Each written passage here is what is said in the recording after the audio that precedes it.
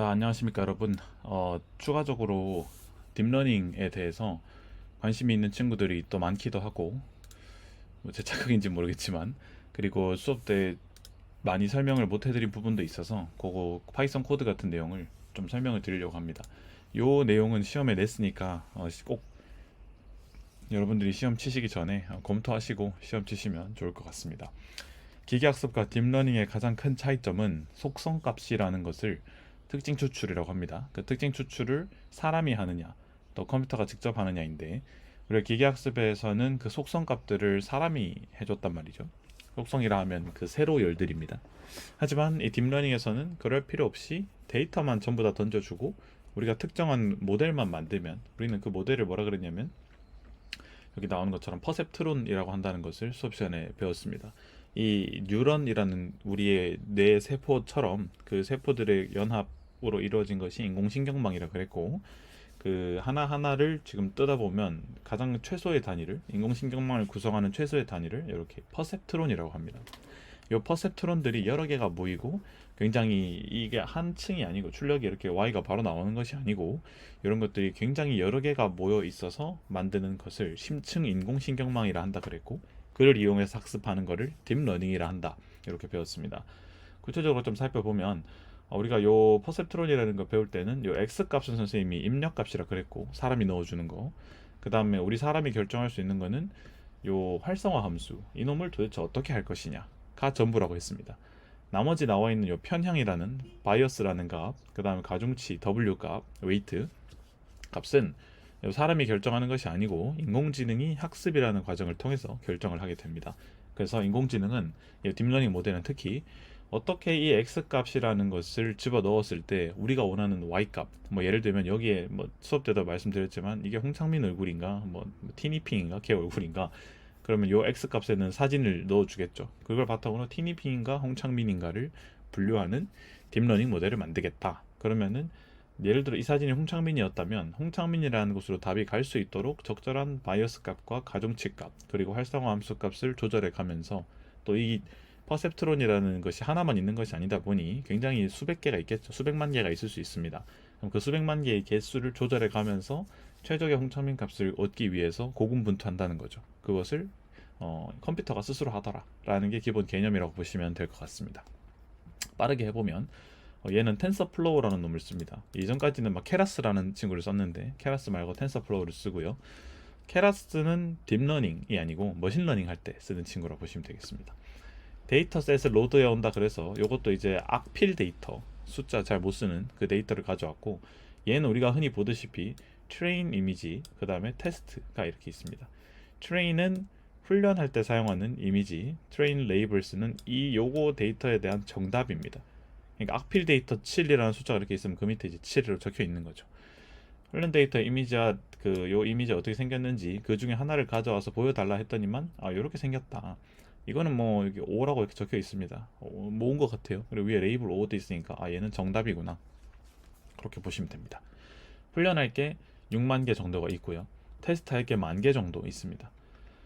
그걸 바탕으로 데이터를 전처리합니다. 데이터가 굉장히 중구난방이기 때문에 우리가 스탠다드 스케일러라는 놈을 배웠어요. 그게 이제 표준화 정규화하는 친구인데, 이 친구는 정규화 과정을 통해서 모든 데이터가 0부터 255 사이의 값에서 표현될 수 있도록 이렇게 만들어 줬습니다. 색상값 때문에 그래요. 0부터 255까지.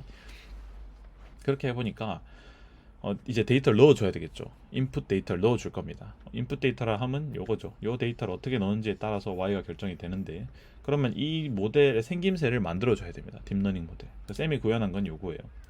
모델은 이렇게 만드는 건데, 요 안에다가 우리가 어떻게 모델 만들 건지만 잘 적어주면 됩니다. 나는 3개의 계층으로 모델을 만들 거고, 요것만 잘 보시면 돼요. 아웃풋, 인풋. 네, 인풋은 28 곱하기 28인 이유가 아까 전에 위에 이 사진이 가로가 28, 세로가 28이었어요. 이걸 어떻게 넣어줄 거냐면 이렇게 다 잘라요. 한 줄 한 줄, 하나 자릅니다. 그러니까 28개의 줄로 자르고 이거를 가로로 쭉 한 줄로 세울 거예요. 그럼 28 곱하기 28 하시면 몇 개의 데이터가 한 번에 들어오는지 대충 생각해 볼 수 있겠죠. 값이 뭐였죠? 28 곱하기 28 784네요. 네, 784. 784개가 한 줄로 서가지고 이 입력으로 주르륵 들어오는 거죠.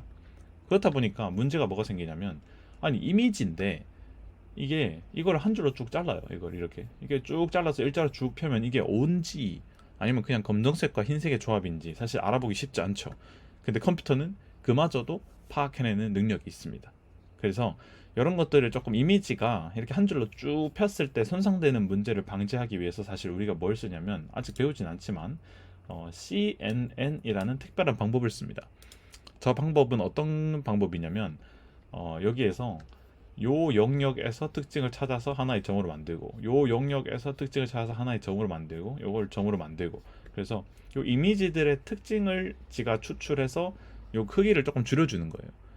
그 크기를 줄이게 되면 뭐가 되냐면 이 점들마다의 특징을 추출했으니까 그래도 그냥 이걸 다 잘라가지고 한 줄로 쭉 세우는 것보다는 이미지에서 특징을 잘 유지할 수 있겠구나라고 구글의 개발자가 이제 개발한 알고리즘이 되겠습니다. 그래서 보통 CNN이라는 방법을 쓰면 이렇게 바로 플래튼이라는 게 들어가지 않고 앞에 뭐가 들어가 있어요. 여기 앞에 몇 층 더 있습니다. 그거는 오늘 배울 건 아니고 그런 방법도 유용하다라는 거를 꼭 알아두셨으면 좋겠습니다. 이미지에서는 그냥 이렇게 플래툰으로 넣는 것보다는 CNN이라는 방법을 이용해서 뭔가 처리를 하고 그 처리된 결과를 여기 플래툰에다가 넣어주는 것이 좋더라. 여기다가 이전에 CNN 모델을 활용하면 성능이 올라감 이렇게 적어 놓겠습니다. 그 다음에 128 돼 있는 거는 최초에 28 곱하기 28이 인풋으로 들어와요. 이렇게. 그럼 이걸 다 처리하기 위해서는 여러 가지의 이제 요 퍼셉트론들, 그러니까 인공신경망이 필요하겠죠. 그런 것들을 처음에는 그렇게 받았고 두 번째 다음 층으로 넘겨줄 때 요 출력 Y를 다음 층으로 넘겨줍니다. 그럼 다음 층 입장에서는 요 Y가 X가 되는 거죠. 다음 층에서는 받아야 되니까 그 값을 128개로 줄여서 받겠다라는 거예요. 훅 줄였죠. 그 다음 최종적으로 뭘 할 거냐, 10개로 줄여달라. 이 10개는 왜 10개냐면 숫자 0부터 시작해서 9까지가 10개입니다. 네, 그거를 어떻게 했냐면 소프트맥스라는 거는 확률을 표현해 줍니다. 0부터 시작해서 9까지가 지금 128개의 뉴런이 10개로 줄어들 건데 이걸 줄어드는 과정 중에서 지금 들어온 이 데이터는 이 10개 중에서 어디 1 확률이 얼마 정도 됩니다 라고 어떤 소수값 형태로 막 우다다다 표시해줘요. 그럼 우리가 딥러닝을 하면서 알아야 될 거는 그럼 인공지능이 판단한 0부터 9까지에서 가장 큰 값 있을 거 아니에요? 그 값이랑 우리가 실제로 정답이라고 생각했던 그 놈이랑 얼마나 차이가 나는가, 그게 로스 값이겠죠. 그걸 잘 확인해 보면 됩니다. 어쨌든 이런 과정을 거쳤고요. 그다음 밑에서 보시면 컴파일이라고 해서 여기 이제 준비 과정인데 옵티마이저, 만약에 틀렸다라고 한다면 어떤 방식으로 다시 공부해가지고 맞출 때까지 할 건지 그 방법을 결정하는 여기 이제 여러 가지 방법 중에 하나입니다. 안 해도 됩니다.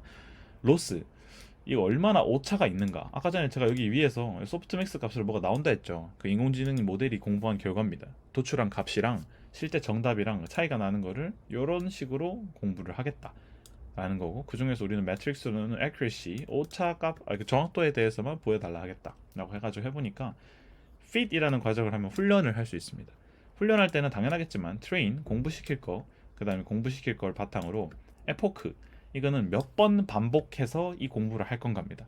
공부할 때마다 여기 아까 전에 봤던 이 편향값, 그 다음에 가중치 값이 달라지기 때문에 그 값을 최적의 값을 저희가 찾아보라라는 거죠. 그렇게 해서 5번 반복하겠다. 쌤은 미리 해놨습니다.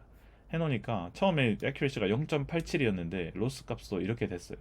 근데 이 학습 과정을 수행하면 수행할수록 accuracy는 올라가고 로스 값은 줄어드는 모습을 볼 수 있습니다. 이게 굉장히 이상적인 경우인데 어쨌든 저는 잘 된 것 같아요. 이런 식으로 최종적으로 98%로 정확하고 실제 값이랑 그 예측 값이랑 오차는 0.0412 정도 나더라. 그래서 평가를 한번 해봤습니다. 당연히 평가를 할 때는 evaluate라는 함수를 썼고요. 그때는 train이 아니고 테스트입니다. 당연하죠. 기계학습에서도 이 테스트를 사용을 했습니다. 그래 해보니까 지가 배우지 않은 거에 대해서도 97% 정도로 정확하더라. 그래? 그러면 실제 테스트 한번 해보자 싶어서 테스트 이미지를 집어넣고 예측한 결과 값을 predictions라고 보여줘 했는데, 이 predictions에는 뭐가 맞다 뭐가 정답이다 그런 얘기라기보다는 0부터 9까지의 값들이 전부 다 들어있어요. 근데 그 값들이 각각 공간을 가지고 있고 그 안에 얼마만큼의 확률로 뭐가 제일 높다 뭐가 제일 낮다 뭐 이런 식으로 이렇게 돼 있습니다. 여기 이제 하나의 덩어리인데 여기 제일 처음부터 이제 0, 1, 2, 무슨 말이냐면 이게 0이라고 지금 들어온 이 데이터가 0이라고 생각할 확률, 1이라고 생각할 확률, 2라고 생각할 확률, 뭐 저저저저저 이제 뭐 8, 9, 이제 7이겠네요. 이게 7, 8, 그리고 이게 9라고 생각하는 확률입니다. 그러니까 우리가 알아야 될 거는 요 predictions 안에서는 가장 큰 값을 고르면 돼요. 그게 얘가 정답이라고 생각하는 거니까. 그거 어떻게 구하냐면 이 predictions 안에서 arg, mx, 아르규먼트 중에서 max 가장 큰 값을 가져와라 라는 의미입니다. 요거랑 뭐랑 같으면 되냐? 테스트 이미지를 넣었잖아요. 그 테스트 레이블, 이게 이거에 대한 정답이겠죠. 그 정답 중에서 0번 제일 첫 번째 있는 놈이랑 predictions 0번, 그러니까 얘입니다. predictions 0번 얘고요. 얘랑 가장 첫 번째 정답에 있는 실제 정답이랑 뭐가 같냐? 얘는 7이라고 대답했고 실제 레이블도 7이었습니다. 인공지능 예측할 것도 7, 정답도 7이었죠. 그걸 밑에서 실제로 그래프로 그려줘 했더니만 진짜로 이런 7이라는 모양이 들어있더라. 네, 이게 우리가 방금 쌤이랑 같이 알아본 M리스트라고 하는 걸 이용해서 딥러닝 모델을 우리가 굉장히 간단하게 만들어 본 겁니다. 이 모델이 정확하지 않을 수 있습니다. 왜냐면 여기서 97%의 정확도니까 100장 하면 뭐 이론적으로 3개 틀리는 거잖아요, 거의. 그런데 이걸 높이기 위해서는 우리가 어떤 방법을 쓸 수 있냐면 여기 나와 있는 이 CNN 모델이라는 걸 여기다 낀가 넣으면 그 이미지에서 특징을 추출해 가지고 뿅 넣을 수 있기 때문에 조금 더 좋더라라는 거고, 이 플래튼이라는 걸 물어보시는 친구도 있었어요. 이거를 왜 그러면 이미지를 그냥 통째로 넣으면 되지 왜 이렇게 플래튼으로 이렇게 한 줄로 펼쳐서 넣어야 돼요? 라고 하면 펼쳐서 넣을 수밖에 없는 게 이 뉴런이라는 놈들이 받아들일 수 있는, 인공신경망이 받아들일 수 있는 것들이 이렇게 1차원 형태로밖에 못 받습니다. 2차원으로 넣을 수가 없어서 그래요. 그런 기술적인 한계가 있다라는 것. 그다음 이런 것들을 우리가 하기 위해서 이 가중치 값과 편향이라는 거를 인공지능 모델이 적절하게 고릅니다. 네. 한 번 학습을 한다는 얘기는 여기서 이 끝까지 한 번 학습한다는 것이고요. 그걸 이제 한 번을 에폭이라고 합니다. 이 짓을 몇 번 하냐면 5번 하라라는 의미이고요. 5번 하고 그냥 이게 끝이 아니고 틀리면 그 오차를 어떻게 줄여갈 건지를 이 아담이라는 방법으로 줄여가겠다라는 얘기. 그 오차를 어떻게 측정할 거냐? 요 크로스 엔트로피라는 것을, 교차 크로스 엔트로피라는 걸 이용해서 체결을 하더라라는 것 정도만 여러분들이 상식적으로 알아두시면 될 것 같습니다. 영상 꼭 봐주셨으면 좋겠고, 요 내용들 잘 숙지하고 계시다가 혹시 시험에 나오시면 다 맞춰서 웃는 얼굴로 시험 마치고 봤으면 좋겠습니다. 이상 강의 마무리하도록 하겠습니다.